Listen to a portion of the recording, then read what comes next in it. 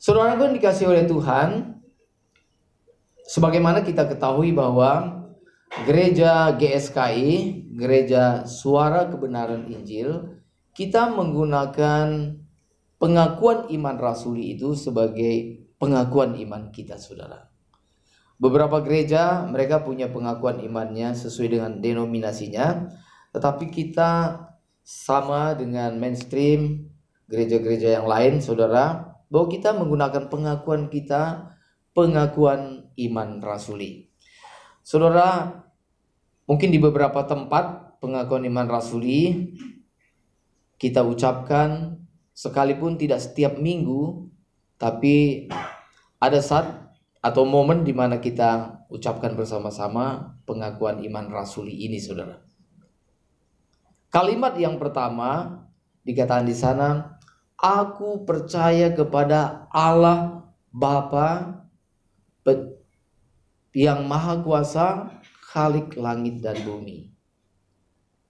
Saudara, kalimat yang pertama menyatakan bahwa kita percaya kepada Allah Bapa yang Maha Kuasa, Khalik langit dan bumi.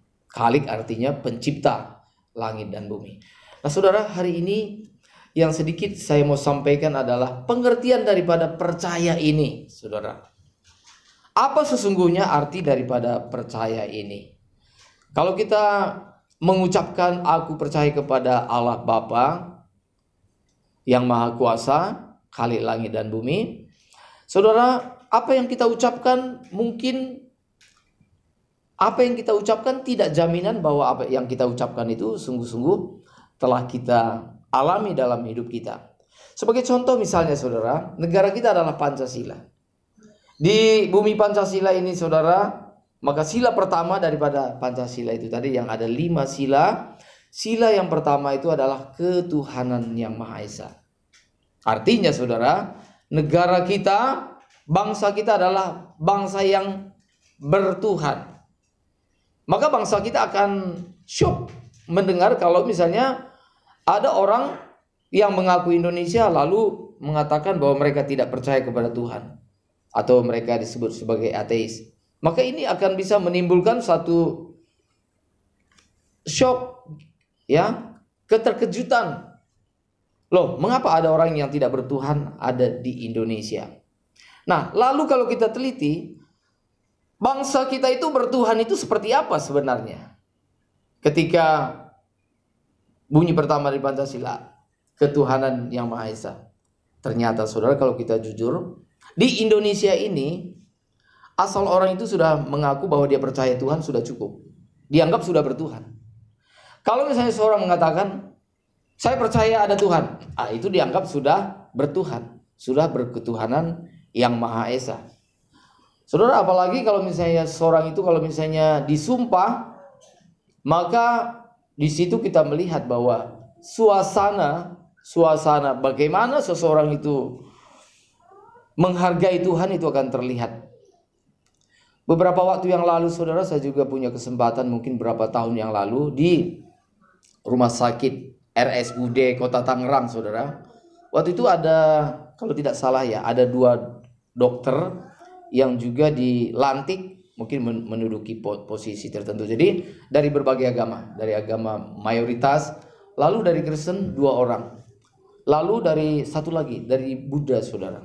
Maka ada momen di mana dokter ini tadi diambil sumpahnya atau diambil janjinya, dan saya diminta yang mewakili orang Kristen, jadi saya pakai jubah, bawa Alkitab, dan ketika itu lalu ketika diambil sumpah, maka sesuai dengan agamanya, lalu tiba agama Kristen juga begitu, saudara. Alkitab itu dipegang oleh dokter itu tadi, yang saya pegang, dipegang oleh dia, bahwa dia berjanji gitu ya, di hadapan Tuhan, bahwa dia kira-kira isinya begitu, bahwa dia akan menjalankan jabatannya dengan baik gitu. Saudara, kita melihat bahwa pejabat-pejabat juga sebelum menjalankan tugasnya juga mereka mengucapkan sumpah. Mereka berkata bahwa demi Tuhan bahwa mereka akan menjalankan sumpahnya. Saya bertanya-tanya dalam hati saya, mudah-mudahan ini dokter yang Kristen ini jangan bikin malu Apalagi di belakang itu saya yang berdiri gitu saudara ya. Kalau saya sih tidak terlalu penting. Tetapi yang paling penting, jangan remehkan Tuhan, dimana ketika berjanji itu di hadapan Tuhan. Saudara, dan memang fakta empiris menunjukkan bahwa tidak sedikit pejabat yang sebelumnya berjanji, bersumpah, ternyata mereka tidak segan-segan melanggar apa yang telah mereka sumpahkan. Tidak segan-segan yang tadinya mereka katakan, apalagi nih di bulan-bulan di tahun-tahun bulan-bulan politik ini saudara. Saudara, memang ada yang tulus, tetapi banyak juga yang memperalat rakyat kecil, seolah-olah mereka ingin melakukan yang terbaik untuk rakyat kecil, dan mereka mengatakan demi Tuhan. Tapi saudara, kita melihat bahwa tidak sedikit apa yang pernah mereka janjikan di hadapan Tuhan itu tadi saudara, ternyata mereka langgar. Kan tidak sedikit pejabat yang misalnya korupsi, melakukan pelanggaran moral. Kita tahu saudara, itu diberitakan oleh media. Jadi sebenarnya orang yang mengaku bahwa mereka percaya kepada Tuhan, tidak jaminan bahwa mereka itu sungguh-sungguh dari hati mereka percaya kepada Tuhan. Nah, orang seperti inilah yang disebut oleh Bapak rohani kita, Pak Erastus. Orang seperti ini yang disebut sebagai orang ateis praktis. Kalau misalnya orang mengatakan, saya tidak percaya Tuhan, itu masih lebih baik. Kalau dia dengan terang-terangan mengatakan, saya tidak percaya Tuhan, barangkali dia mungkin lebih jujur daripada orang yang beragama. Dalam hal ini saya sebut sebagai orang Kristen, karena saya berbicara sebagai konteks beragama Kristen. Kita tidak menyinggung agama lain. Kalau orang Kristen, saudara, kalau orang gereja, kalau misalnya ada orang yang mengatakan, saya tidak percaya kepada Tuhan, mungkin kita kaget gitu ya. Orang ini kok terlalu berani. Kok dia tidak percaya kepada Tuhan gitu ya. Tapi kalau kita lihat bahwa orang yang mengaku tidak percaya kepada Tuhan ini tadi, ternyata mereka misalnya tidak melakukan pelanggaran moral, mungkin juga dengan sesama mereka peduli. Sementara orang Kristen mengatakan, aku percaya, apalagi mungkin setiap minggu juga mengucapkan pengakuan iman rasuli, aku percaya kepada Allah. Nah, saudara, orang yang terang-terangan mengaku tidak percaya Tuhan itu tadi, itu memang disebut sebagai orang ateis. Secara teori, secara pengakuan mereka mengatakan bahwa saya ateis. Tapi orang Kristen, saudara, tidak sedikit orang Kristen mulutnya mengaku percaya kepada Tuhan, tapi sebenarnya belum sungguh-sungguh percaya kepada Tuhan. Saudara, hari ini tahukah saudara bahwa bagi orang Kristen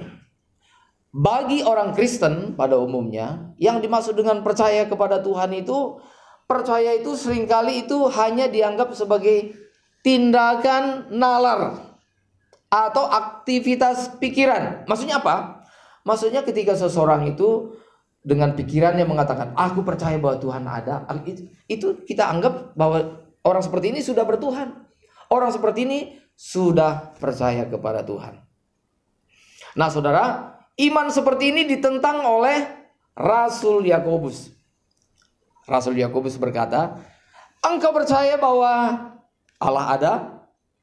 Oke, bahkan lebih fokus lagi. Engkau percaya bahwa Allah itu hanya satu? Lalu Yakobus mengatakan, kalau percayamu hanya seperti itu, ingat, kata Yakobus, bahwa setan-setan juga percaya bahwa Allah ada. Setan-setan bukan hanya percaya bahwa Allah ada, tapi mereka gemetar. Artinya apa? Mereka betul-betul menyadari keberadaan Allah. Mereka tahu betul bahwa Allah itu memang ada. Dan mereka punya pengalaman dengan Allah. Dan mereka gemetar. Bergetar. Trembling. Mereka bergetar. Mengapa? Karena mereka tahu bahwa Allah itu dahsyat. Jadi kalau hanya beriman kepada Allah itu artinya bahwa kita percaya kepada Allah, setan lebih hebat dari kita, saudaraku yang dikasihi oleh Tuhan. Mereka percaya dan mereka gemetar. Orang Kristen jarang percaya lalu gemetar. Artinya apa? Mereka menyadari kedahsyatan Allah. Mereka menyadari bahwa Allah itu sungguh-sungguh berkuasa. Bahwa Allah itu esa. Itu setan-setan juga percaya. Tapi apakah setan-setan itu hidup benar di hadapan Tuhan? Tidak, saudara. Maka kira-kira maksud Yakobus begini. Hai orang Kristen, kalau kamu percaya, kalau kamu hanya percaya dalam pikiranmu saja bahwa memang Allah ada, bahwa memang Allah itu berkuasa, bahkan memang Allah itu esa, jangan merasa bahwa kamu sudah percaya kepada Allah. Setan pun sudah melakukannya seperti itu. Singkatnya saudara, kalau memang imanmu hanya seperti itu saja, yang ada dalam pikiran saja, tidak disertai dengan perbuatan, kira-kira maksud Yakobus begini, kamu itu sama dengan setan, gitu maksudnya. Karena setan juga imannya seperti itu. Itu namanya iman setan. Iman setan itu apa? Percaya hanya dalam pikiran, tetapi tidak disertai dengan perbuatan. Saudara, Bapak Ibu Saudara mungkin pernah mendengar ya istilah bahwa kata percaya dalam bahasa Yunani itu namanya pisteo. Ya, yuk kita ucapkan bersama-sama pisteo. 1, 2, ya. Pisteo. Nah, pisteo ini artinya adalah percaya. Itu artinya, arti pengertian pisteo ini, ternyata percaya itu bukan hanya aktivitas pikiran, tapi pisteo itu artinya disertai dengan tindakan. Tindakannya apa? Pisteo itu artinya, kalau misalnya kita percaya kepada satu objek, maka kita menyerahkan segala sesuatu. Kita mempercayakan diri kita kepada objek yang kita percaya itu. Dalam hal ini yang kita percaya adalah Allah yang Maha Kuasa, pencipta langit dan bumi. Kalau kita mengaku bahwa aku percaya kepada Allah, itu berarti artinya kita menyerahkan hidup kita kepada Allah yang kita percayai itu tadi. Kita bersedia dipimpin oleh Tuhan. Kita bersedia dikuasai oleh Tuhan yang kita percayai. Dan yang paling penting adalah hidup kita disita sepenuhnya oleh Allah yang kita percayai itu tadi. Maka di sini contoh yang paling jelas adalah Abraham. Saudara, Abraham adalah contoh orang yang beriman, contoh orang yang beriman di hadapan Tuhan. Jadi Abraham bukan hanya percaya secara nalar, oh bahwa Tuhan dahsyat, bahwa Tuhan baik, bahwa Tuhan hebat. Tetapi percayaannya Abraham ini tadi membuat dia bergerak untuk mengikuti pimpinan Tuhan. Percaya Tuhan kepada Allah menyebabkan Abraham bersedia mengikuti Tuhan kemanapun yang dikatakan oleh Tuhan. Percaya yang dimiliki oleh Abraham kepada Tuhan membuat Abraham rela menyerahkan semuanya kepada Tuhan. Dengan kata lain saudara, hidupnya Abraham itu tersita oleh percayanya kepada Tuhan. Itulah arti percaya yang benar saudaraku yang dikasihi oleh Tuhan. Jadi kalau kita percaya kepada Tuhan, bukan hanya akal kita saja yang mengatakan bahwa Allah baik, Allah dahsyat, bahwa Allah itu berkuasa. Tetapi setelah kita menyadari dengan nalar kita, maka diikuti dengan perbuatan kita. Kita menyerahkan segala sesuatu kepada Tuhan. Kita rela dimiliki oleh Tuhan. Dan kita rela hidup kita seluruhnya disita oleh Tuhan. Tahukah saudara bahwa hidup kita disita oleh Tuhan ini tidak terjadi seketika saudara. Tapi itu melalui satu proses. Tahukah saudara dalam hidup kita ada bagian-bagian yang sulit kita serahkan kepada Tuhan. Mungkin sebagian sudah kita serahkan kepada Tuhan. Tapi saudara, seiring dengan pergumulan kita, lalu kita mulai menyerahkan apa yang paling sulit kita serahkan saudara. Sampai seluruh hidup kita serahkan kepada Tuhan. Saudara tahu dalam hidup Abraham, bagian mana dalam hidup Abraham yang paling sulit diserahkan kepada Tuhan. Tapi itu pun pada akhirnya diserahkan kepada Tuhan saudara. Itulah yang dipaparkan dalam film The Only His Son, gitu ya. The Only His Son, bahwa bagi Abraham satu pribadi yang begitu berharga bagi dia, itu pun pada akhirnya diserahkan, yaitu anaknya sendiri, Ishak, saudara. Apa yang membuat Abraham bersedia menyerahkan Ishak, saudara? Karena percayanya kepada Tuhan. Karena percayanya kepada Tuhan, itu membuat dia menyerahkan segala sesuatu. Kalau kita lihat dalam Ibrani, saudara, Mengapa Abraham bersedia menyerahkan Ishak? Karena dia tahu bahwa kalau Allah meminta anaknya, dia pun tahu bahwa Allah yang disembah itu adalah Allah yang berkuasa. Kalau anak itu harus disembelih, maka Abraham tahu bahwa kalau saya serahkan, sekarang kalau saya sembelih, kalau Tuhan kehendaki, maka pada saatnya pun anak yang akan saya sembelih ini pun Tuhan mampu untuk menghidupkannya. Nah, itu yang membuat Abraham bersedia berjalan dan memberikan semua yang terbaik kepada Tuhan. Saudara, satu hal saudaraku yang dikasihi oleh Tuhan, memang percaya ini dimulai daripada aktivitas nalar kita. Dimulai dari aktivitas nalar, tapi tidak berhenti dari aktivitas nalar saja. Misalnya secara nalar begini, kita tahu bahwa Allah yang kita sembah Allah yang berkuasa. Allah yang kita sembah adalah Allah yang baik. Allah yang kita sembah adalah Allah yang penuh cinta kasih. Nah, saudara, maka kalau misalnya nalar kita itu misalnya, kalau kita asah terus menerus lalu disertai dengan tindakan percaya kita itu, maka percaya kita itu semakin lama semakin disempurnakan dalam tindakan-tindakan kita. Sebagai contoh saudaraku ya, contoh sederhana. Apakah saudara percaya bahwa hari depan saudara disertai oleh Tuhan? Nah, saudara, banyak orang Kristen tidak percaya akan penyertaan Tuhan. Mereka berpikir, kalau saya tidak bekerja keras, gak mungkin. Kalau saya tidak bekerja keras, bahkan di hari Minggu pun, kalau saya tidak bekerja keras, gak mungkin. Siapa lagi yang bisa melihara saya? Kalau bukan diri saya sendiri. Maka banyak orang Kristen, mereka menaruh percayaannya sebenarnya bukan kepada Allah, tapi mereka menaruh kepercayaannya kepada kekuatan mereka dengan salah satunya adalah dengan mengumpulkan uang. Saudara perhatikan, kalau seorang ibu, apa bedanya seorang ibu dan ayah menyimpan uang, saudara? Seorang istri atau suami. Kalau suami itu biasanya kalau nyimpan uang cukup lipat 2 masukkan gitu ya. Katanya, saya nggak tahu. Kalau ibu-ibu itu kadang-kadang seneng gulung-gulung uang gitu ya. Uang digulung-gulung, maksudnya supaya bisa digenggam lebih mudah. Apa seperti itu gitu ya. Saudara, baik pria maupun wanita, seringkali kita menganggap bahwa dengan semakin banyak uang kita, apalagi uang itu kita taruh bank, kita merasa bahwa hidup ini lebih nyaman.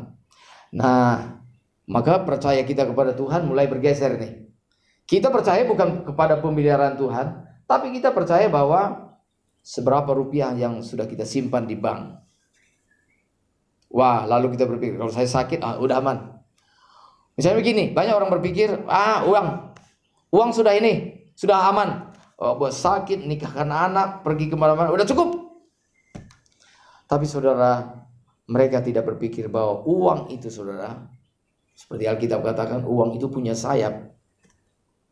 Kalau misalnya uang punya sayap, saudara berharap uang itu mendekati saudara atau menjauhi? Semua akan berharap kalau uang punya sayap, sudah dah biar uangnya terbang kepada saya. Kalau memang punya sayap. Tetapi saudara, bisa saja memang uang itu terbang kepada saudara. Tetapi uang punya sayap seringkali ketika seorang menaruh harapannya hanya kepada uang, maka uang itu terbang, entah itu terbakar, entah itu hilang, entah itu dirampok, entah itu dimakan ngengat, kata Alkitab, maka pada akhirnya tidak ada satupun yang sisa. Saudara, karena itu, kalau kita mengatakan, aku percaya kepada Allah yang maha kuasa. Kalau Allah berkuasa untuk menciptakan langit dan bumi ini, maka Allah juga berkuasa memelihara hidup kita. Allah juga berkuasa memelihara masa depan saudara. Maka percaya itu tadi harus disertai dengan tindakan saudara. Abraham saudara dalam keadaan yang sudah mapan di Ur Kasdim. Penelitian arkeologi mengatakan bahwa Abraham ketika dipanggil Tuhan itu bukanlah orang yang kere saudara. Bukanlah orang yang tidak punya apa-apa, tapi orang yang berlimpah secara materi. Menurut penggalian arkeologi saudara, ditemukan bahwa rumah Abraham itu saudara itu ditemukan rumahnya sangat besar, ada kira-kira 150 kamar. Berarti itu bukanlah orang miskin, saudara. Mana ada orang miskin yang punya rumah 150 kamar? Miskin apa itu? Dia orang kaya. Dan dia punya pembantu-pembantu, dia punya budak-budak, dia punya harta benda yang berlimpah. Jadi Abraham ini adalah konglomerat pada masanya. Seorang konglomerat itu dipanggil oleh Tuhan yang sudah mapan, disuruh apa? Abraham, keluar. Keluar dari apa? Keluar dari negerimu. Di negeri yang sudah mapan. Di negeri yang sudah mapan. Saudara, pertama disuruh meninggalkan negeri. Kalau disuruh meninggalkan negeri, itu berarti dengan segala kekayaannya, itu harus ditinggalkan. Lalu yang kedua, disuruh oleh Tuhan Allah apa? Tinggalkanlah apa? Sanak saudaramu. Saya bertanya-tanya dalam hati saya, kenapa ya Tuhan menyuruh Abraham meninggalkan sanak saudara ya? Nah, saudara, saya menemukan jawabannya bahwa Tuhan mau supaya Abraham ini betul-betul bergantung sepenuhnya kepada Tuhan. Itu yang pertama. Yang kedua, supaya Abraham ini dia memiliki iman yang murni di hadapan Tuhan. Sebab keluarganya itu bukanlah orang yang percaya kepada Tuhan. Karena itu Tuhan mengatakan, kamu harus keluar dari sanak saudaramu. Tinggalkan sanak saudaramu. Ayah, saudara-saudara, keluarga besar ditinggalkan. Ya, itu suatu yang tidak mudah, saudara. Sangat tidak mudah.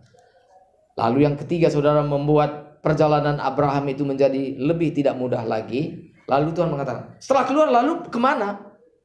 Tuhan tidak memberitahu, saya akan tuntun kamu ke negeri ini. Ke negeri yang sudah jelas diberitahu. Tapi Tuhan akan mengatakan, pokoknya ikut saja saya. Nanti saya akan tuntun kamu ke negeri nanti saya akan beritahu. Saudara, ini kan bukankah ini sesuatu yang amat sangat sulit? Pertama, disuruh meninggalkan negeri. Yang kedua, disuruh meninggalkan keluarga. Itu udah berat. Berat sekali, saudara. Kalau disuruh meninggalkan negeri, itu berarti harta bendanya gono-gini semua di situ.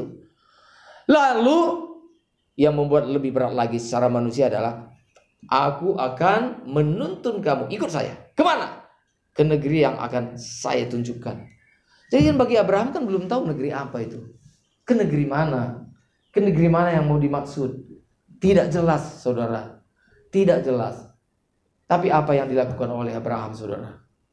Dia langsung tinggalkan negerinya, saudara. Tinggalkan sanak saudaranya. Tanpa bertanya-tanya dengan Tuhan. Tanpa kompromi. Tanpa banyak tanya. Tanpa banyak tanya. Sudah langsung keluar, saudara.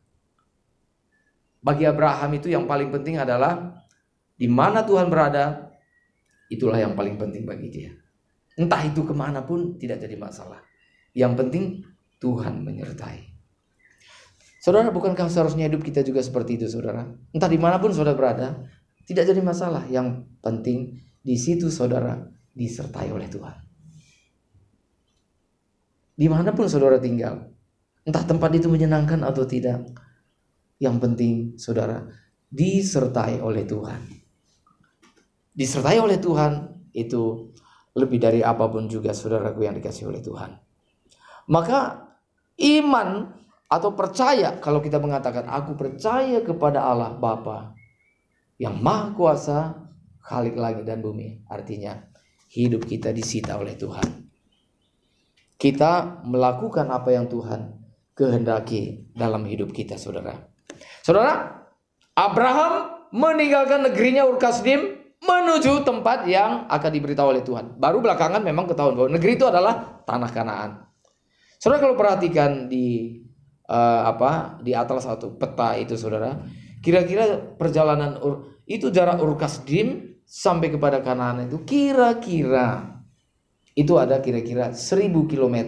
Itu kira-kira jarak antara Jakarta dan Surabaya, kira-kira gitu, saudara.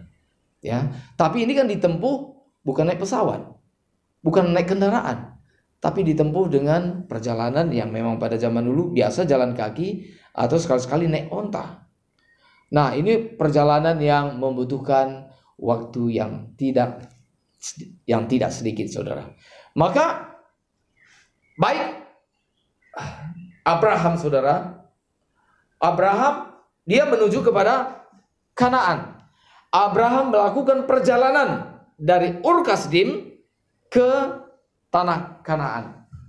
Di kemudian hari, saudara, keturunan Abraham yang ada di Mesir, saudara, yang ada di Mesir. Mengapa keturunan Abraham ada di Mesir? Sebab pernah setelah keturunan Abraham, lalu saudara, di Israel, di Kanaan terjadi kelaparan, sehingga keluarga keturunan daripada Abraham tadi, yaitu cucunya, yaitu Yakub dan anak-anaknya dan keluarga besarnya mengalami kelaparan di Kanaan. Tapi untung dengan pimpinan Tuhan, Yusuf, itu dengan cara Tuhan, Yusuf dijual oleh saudara-saudara ke Mesir, dan di Mesir Yusuf menjadi penguasa, perdana menteri di Israel, di Mesir. Kemudian saudara, ketika terjadi masa kelaparan yang dikatakan di seluruh dunia terjadi, saudara, maka saudara-saudara Yusuf itu tadi semuanya berangkat ke Mesir, saudara. Jumlahnya ada 70 orang. Dan di Mesir mereka dipelihara oleh Tuhan. Dan mereka di sana beranak pinak. Lalu apa, saudara? Yusuf bertambah tua. Lalu demikian juga rajanya Firaun itu diganti dengan Firaun yang berikutnya. Firaun yang ini baik. Firaun itu artinya sebutan raja untuk Mesir. Di zaman Yusuf itu baik, tetapi beberapa generasi kemudian lalu muncul raja yang jahat, saudara. Maka Tuhan menyuruh supaya bangsa Israel meninggalkan Mesir ke Kanaan. Perjalanan yang pernah ditempuh oleh nenek moyang mereka, yaitu Abraham. Tapi Abraham dia berangkat dari Ur Kasdim. Ur Kasdim menuju ke tanah Kanaan. Maka orang Israel juga keluar dari tanah Mesir menuju ke tanah Kanaan. Saudara, sesungguhnya kita juga sedang menuju Kanaan rohani, yaitu langit baru, bumi baru, saudara, LB3. Amin. Kita sedang melakukan perjalanan kepada LB3. Kalau perjalanan Abraham dan bangsa Israel itu ditentukan oleh jarak, yaitu semakin hari mereka semakin mendekati Kanaan. Lalu kalau kita, jarak kita apa, saudara?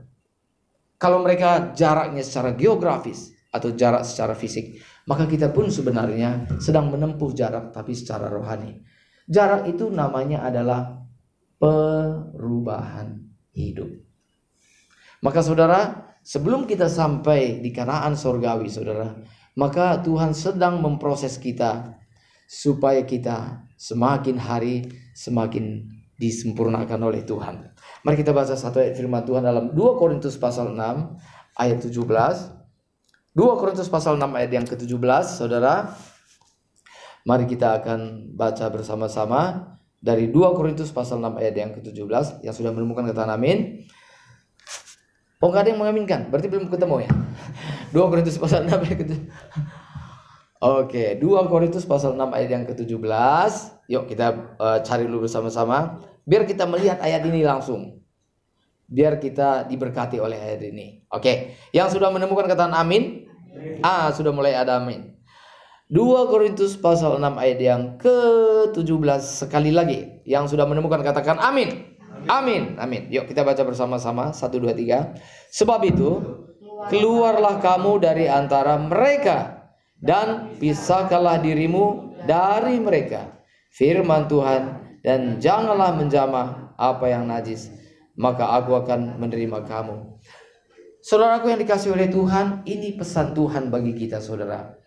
Kita harus memisahkan diri kita dari kehidupan dunia ini, saudara. Kehidupan dunia yang menyeret kita kepada kegelapan. Kita memang tinggal di dunia ini. Kita belum ada di sorga, kita masih di dunia. Kita yang ada di dunia ini, saudara, kita memang tinggal di tengah-tengah dunia. Kita memang ada di dalam dunia, tetapi dunia tidak boleh ada dalam diri kita. Kita memang ada dalam dunia, tapi dunia tidak boleh ada dalam diri kita. Saudara, dunia hari ini selalu yang disampaikan oleh Bapak rohani kita. Ini memang yang harus kita waspadai, saudara. Dunia saat ini, saudara, betul-betul sedang berada dalam kejahatan yang luar biasa. Kita ini seperti sedang berada dalam badai yang tidak kecil. Kita sedang menghadapi topan, gelombang, mungkin itu tsunami. Jadi saudara, apa yang kita hadapi hari-hari ini memang tidak mudah, saudara. Tidak mudah maksudnya dalam hal apa? Tidak mudah di dalam mempertahankan iman kita. Saudara, hari ini kalau kita lihat ya, apa yang ditawarkan oleh dunia ini kepada kita? Apa yang kita lihat di sekeliling kita, saudara? Apa yang kita lihat di sekeliling kita? Maka kita melihat orang-orang dunia ini, saudara. Nah, yang ada di dalam dunia ini, saudara, memang betul-betul hidup mereka duniawi sekali.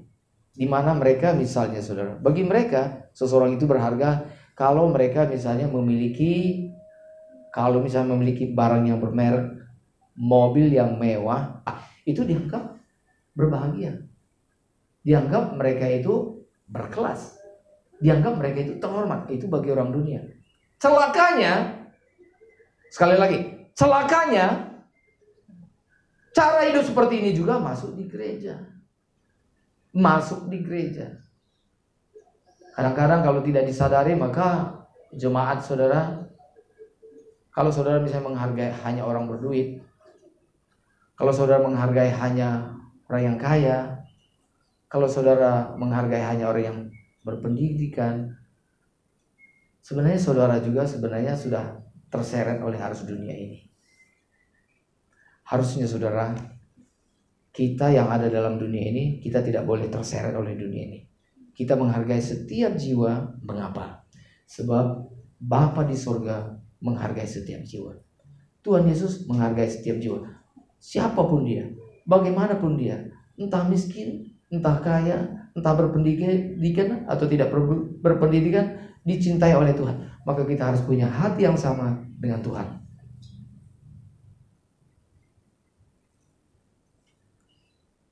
Amin, saudara. Dimulai dengan diri kita sendiri. Banyak orang yang merasa dirinya tidak berharga. Banyak orang yang merasa dirinya tidak berharga. Kenapa? Karena sudah dibawa oleh arus dunia ini tadi. Karena dianggap dia tidak kaya. Karena mungkin dianggap, gelar juga tidak punya apa-apa. Lalu tidak punya ini, tidak punya itu dan sebagainya. Lalu merasa diri tidak berharga. Itu semuanya kita sudah salah di hadapan Tuhan. Kita sudah salah di hadapan Tuhan. Ingatlah identitas kita. Pertama, bahwa kita diciptakan oleh Allah. Kalau sudah diciptakan oleh Allah, itu biasa atau luar biasa? Luar biasa. Kalau ada iklan TV mengatakan, jadi saya harus berkata wow begitu. Memang kita harus berkata wow. Oke, kita diciptakan oleh Allah. Wow atau tidak? Wow. Kita diciptakan oleh Allah. Wow. Wow-nya kurang ini. Saudara dan saya diciptakan oleh Allah. Wow. Kalau ada yang mengatakan, jadi saya harus berkata wow, emang begitu. Kalau kamu tidak wow, kamu itu yang jadi wow-nya itu gitu ya. Kalau kita diciptakan oleh Allah, wow. Yang kedua, kita bukan hanya diciptakan oleh Allah, tetapi saudara, kita diciptakan segambar dengan Dia. Apa artinya segambar dengan Allah, saudara? Bahwa komponen-komponen yang ada dalam diri Tuhan Allah, pikiran, perasaan, kehendak, itu juga ada dalam diri kita. Dan pribadi yang memiliki pikiran, perasaan, dan kehendak, itu adalah pribadi yang kekal. Saudara dan saya adalah makhluk yang kekal. Saudara akan ada selama-lamanya. Saudara tidak mungkin menjadi tidak ada. Bahkan kematian pun tidak dapat merenggut kita. Kita akan ada selama-lamanya.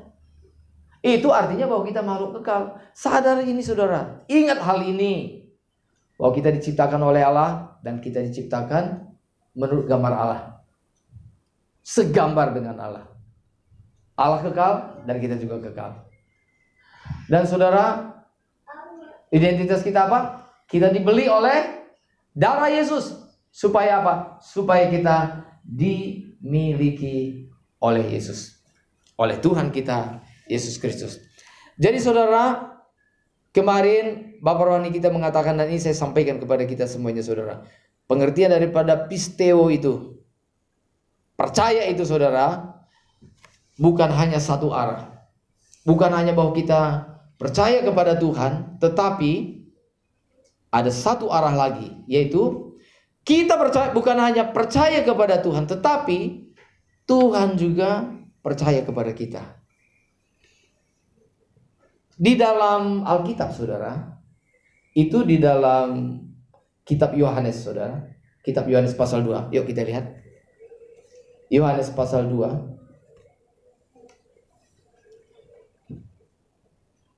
Yohanes pasal 2 ayat 23 dan 24. Yohanes pasal 2 ayat 23 dan 24. Sekali lagi yang sudah menemukan katakan amin. Amin, sudah ada ya. Sekali lagi dari Yohanes pasal 2 ayat 23 dan 24. Oke ya, saya akan bacakan. Dan sementara ia, maksudnya Tuhan Yesus, sementara ia di Yerusalem selama hari raya Paskah, banyak orang percaya dalam namanya.